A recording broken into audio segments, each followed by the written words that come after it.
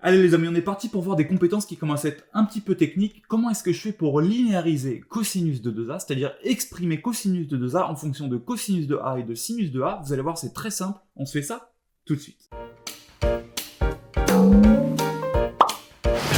Pour régler ce genre de problème, il faut que vous compreniez une chose. Cosinus de 2a, finalement, c'est la partie réelle d'un nombre imaginaire qui serait EI2A. En effet, si je prends EI2A, exponentielle de I2A, et que je le passe en forme trigonométrique, ça me fait cos 2A plus I sinus 2A. Donc on est bien d'accord que cosinus 2A, que je retrouve là, c'est la partie réelle, c'est-à-dire ce qui n'est pas devant I dans le nombre complexe EIθ, donc c'est la partie réelle de EI2A. Allez, θ c'est parti à EI2A. Or, il y a un truc qui est marrant, c'est que EI2A, c'est exactement la même chose que EIA, le tout au carré. Parce que vous savez que quand j'ai un exponentiel au carré, j'ai le droit de rentrer l'exponentiel, le carré à l'intérieur de l'exponentiel et qui se retrouve donc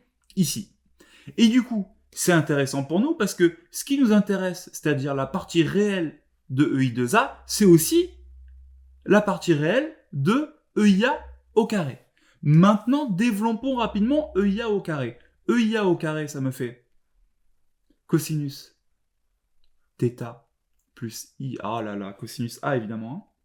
J'ai tellement l'habitude d'écrire A. Cosinus A plus I sinus de A, le tout au carré. Et en développant avec mon identité remarquable A plus B au carré, ça me fait cosinus carré de A plus 2AB, donc 2 fois ça, donc 2I cos de A sinus de A, plus B au carré, donc plus tout ça au carré, mon I, il va devenir moins, donc moins sinus carré de A. Tout ça, c'est EIA au carré.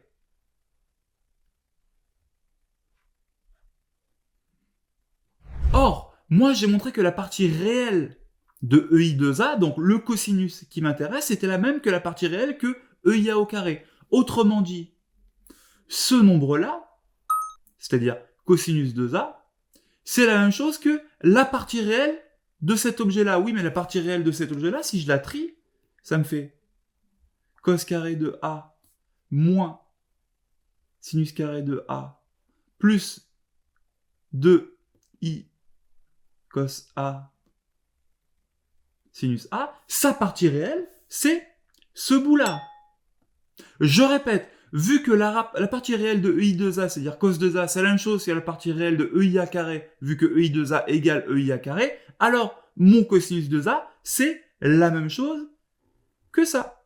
Et je peux en conclure finalement que cosinus de 2A, c'est la même chose que cosinus carré de A, vous avez le droit de mettre le carré là si vous voulez, on s'en fiche, moins le sinus carré de A. Et hop, je viens de linéariser, c'est-à-dire d'exprimer cos 2A en fonction de cos A et de sin A, en utilisant la notation exponentielle. On vous a mis plein d'exercices en dessous, ça tombe au contrôle, tranquille. Vous pouvez vous amuser à linéariser par exemple sinus 2A, vous pouvez vous en servir pour calculer des angles particuliers comme dans les exercices qu'on vous a mis en dessous. Bref, ça c'est quelque chose qui est vraiment pratique. À vous de jouer, vous êtes des champions.